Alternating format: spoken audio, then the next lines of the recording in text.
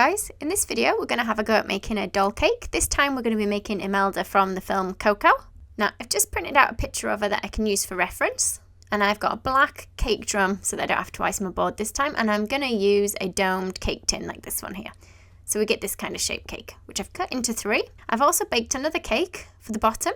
That's this one here, and it's just the same size as the bottom of my cake tin, so mine's a 5-inch one on here. I'm just going to lay them up with some buttercream in between. I've just got chocolate buttercream in mine. Once I've laid them all the way to the top, I'm just going to cut a little slice off the front and the back, just to give her a little bit more shape to her dress. Because she's a skeleton, she's got quite square hips, so I don't want it too rounded. And then I'm going to cover the whole thing in my chocolate buttercream. If you prefer, you can use a chocolate ganache. It will set a bit firmer, so it makes it easier to work on. This time I just decided on buttercream. I'm going to use pre-coloured fondant. I've got some purple here, but I did actually mix the same amount of white again into it to make it just a little bit lighter. And what I did was rolled out a long strip, and then I pressed an impression in using a stencil. And I've just cut the strip to make it a little bit narrower. I've added a little bit of water, can you see, to the back of my strip, and I'm just going to kind of concertina it up. Now you can concertina it as you go along, all the way around the bottom edge of this cake. Now my piece isn't long enough to go all the way around, so I've cut a second piece that will go around the back.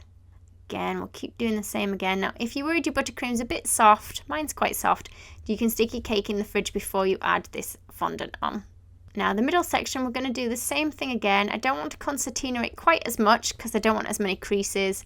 And again, we're going to do the same for the top. So another strip that goes on the top, and I've kind of concertinaed it a little bit along the top there so it creases.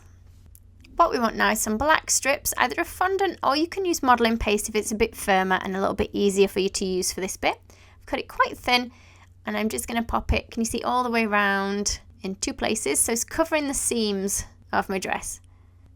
Now I'd put those to the back, or if you think your little apron that we're going to make is going to cover them, you can put them to the front. But my apron only covers the top strip, not the bottom one. So I've just got some brown here. It's mixed again with a little bit of white so it's not too dark. And I'm cutting out my apron shape. Use your little picture that you've printed off as a guide for the shape to make it. And can you see this other little bit that we've cut off is going to become a pocket. I'm going to put a couple of little lines at the top of my apron, the narrower end, so it looks like creases. And I'm going to use a stitching tool to put in some stitching lines. Just rolling it along the edges. Let's put a little R for Rivera, and then we'll just put a little dot, a tiny ball of the brown fondant on either side of the pocket there, like that. And can you see in the middle, I've got another round circle of each of those small dots. I just used a piping nozzle tip to get that in there. Let's put plenty of water on the back of there. I'm going to push that up against our dress now, like that. Okay. Now we're going to give it a bit more colour, so I'm going to use some edible food dusts.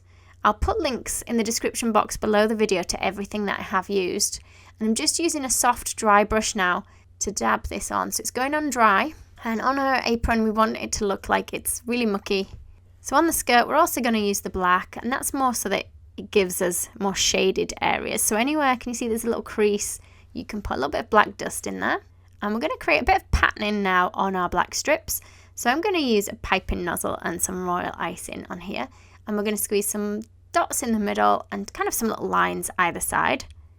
And as soon as this has dried, I can put a little bit of painting on. I wasn't exactly sure the colour on the picture, so I went for a bit of bronze on the dots and also on those little dots on my apron.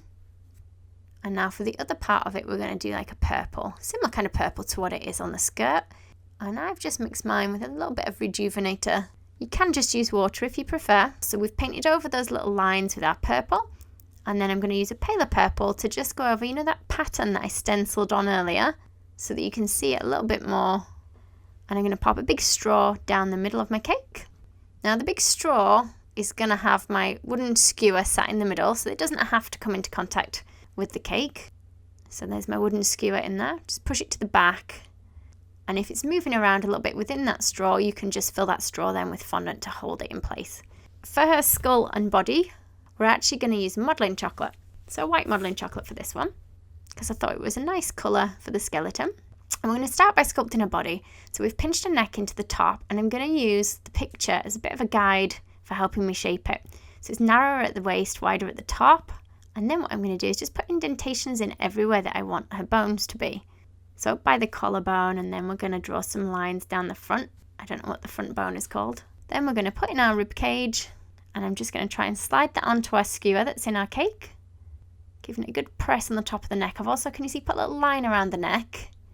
Then we're going to start on our face. So we're going to take a ball of the white modelling paste again, put it next to my picture. Now mine doesn't end up exactly the same size as the picture, but it is good still to use it so you've got a bit of an idea for shape. So start with a ball and I pinch in for the chin. So we've squeezed in for our chin, pressing in with your fingers for the eye sockets. And then we're just going to use our modelling tool to push a little bit deeper either side of like the mouth and also in for the nostrils, using my pointy end of the Dresden tool. Let's draw in a little line ready for her mouth, so I know we're about to paint that mouth on there. Just going to use a ball tool, can you see, to just press in for my eye sockets. And we're going to fill those with a small ball of white. You can use fondant or you can use modelling paste for this, either will work.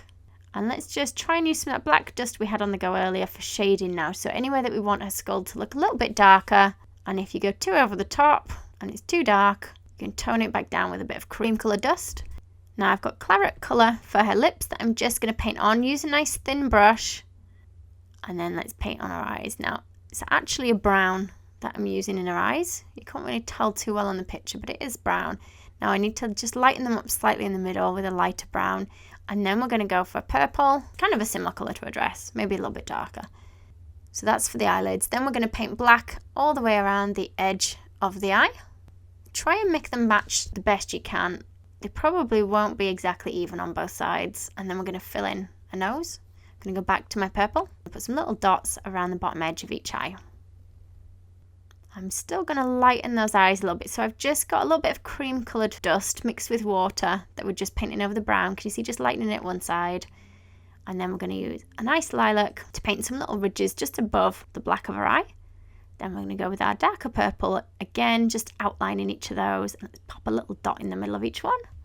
And then we've got some black paste. Again, you can use modelling paste or fondant. Modelling paste I found a little bit easier, so it's just a small ball in the middle of the eye, and then I'm using white dust again, but mixed with water. So anywhere where you can see me painting on it and it's going quite solid, I've mixed the dust with water.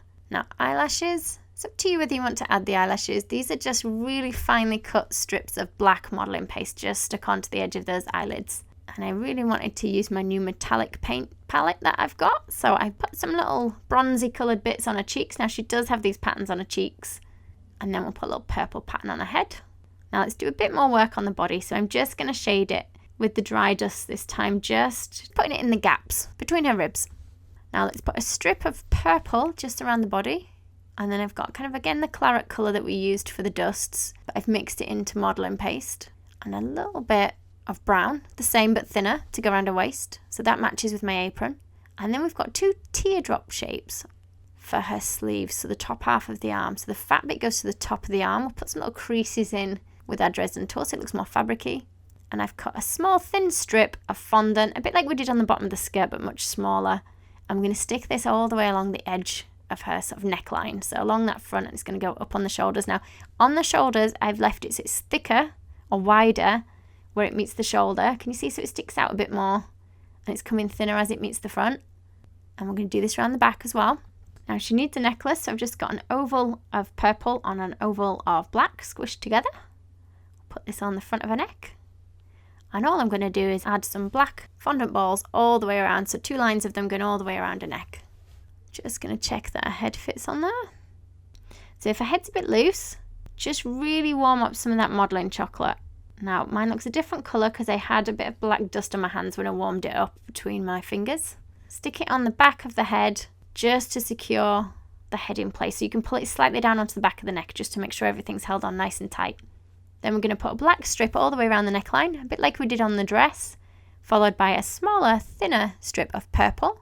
Then we're going to work on our arms. So I've got some more modelling chocolate. We've rolled like a little sausage shape and we've flattened the end. So it's like 2 kind of paddle shapes. And let's cut these into hands. So we're going to cut out, can you see a triangle at one side of the hand? Let's put a line down the middle.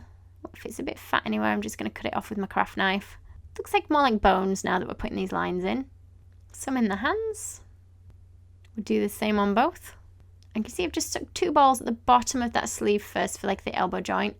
And then we're going to press that on tight. Now I'll use a bit of water underneath to secure them in place. And the tricky bit is kind of wrapping them over each other. Once you have got it on and you know it's firmly attached. It's not going to drop off. We can then add some black dust. Now I've mixed it with a bit of water this time, and I've gone a little bit too dark, so what I'll do is just try and rub a little bit of that off. But we're just aiming to shade between the bones. And then I need to just make this black strip around her neckline match that on the skirt itself. Then for her hair, now I'm going to use fondant on this, just because I need it to be nice and soft, because I don't want to push her head off. So we've put a little disc of it on the back of her skull, and then we've kind of wound up a twist of it for like the bun at the back of her head. Just be careful, if the painting on her face hasn't dried, you will smudge it a bit. You can see I've just smudged mine a little bit up there. I'm going to press that piece of hair on the back onto her neck so it secures her neck in place as well. You can put some hairlines up the back if you like.